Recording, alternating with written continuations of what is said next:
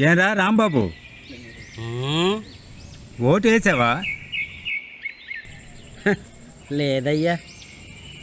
ఏరా సోంబాబు, నువ్వైనా ఓటు వేసావా? లేదయ్యా. ఏమమ్మా సీతమ్మ, బాబు ఓటు వేసావా? వేయలేదు బాబు. ఏమమ్మా? ఏటోపయోగం బాబు. ఏరా మళ్ళీ నువ్వు కూడా ఓటు వేయలేదురా? మాకిదే నెట్ పైనే.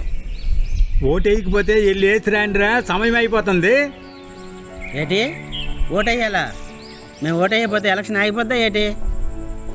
లేదు బాబు, ఆగదులే.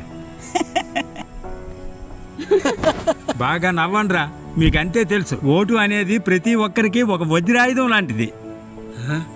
ఓటు వేయడం అనేది మనకున్న గొప్ప హక్కు. దానిని బాధ్యతతో నెరవేర్చుకోవలసిన అవసరం మనకుంది.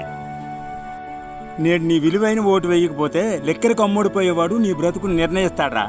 అది నువ్వు ఎప్పుడైనా ఆలోచించావా? నీ నిర్లక్ష్యానికి బలైన నీ ఓటు నోటుతో కొనుక్కున్న ఓటు దగ్గర వృధా అయిపోతుందిరా. దాని గురించి ఆలోచించావా?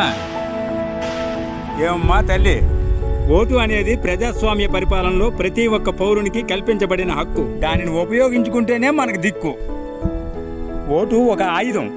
దాని విలువ తెలియాలంటే వినియోగించుకోవాలి. అవును, ఓటు విలువ తెలియాలంటే దాన్ని వినియోగించుకోవాలి. ఉండి కూడా నీ ఓటును ఉపయోగించుకోకపోతే అది కలిగి ఉన్న నీకు కూడా విలువలేనట్లే. ఆలోచించు. సరైన వ్యక్తిని ఎంచుకోవడానికి నీ ఓటును ఉపయోగించు. ఇప్పుడే వెళ్ళి మా ఓటుకు వినియోగించుకుంటామయ్యా. పదండ్రా. సంతోషం నాయన.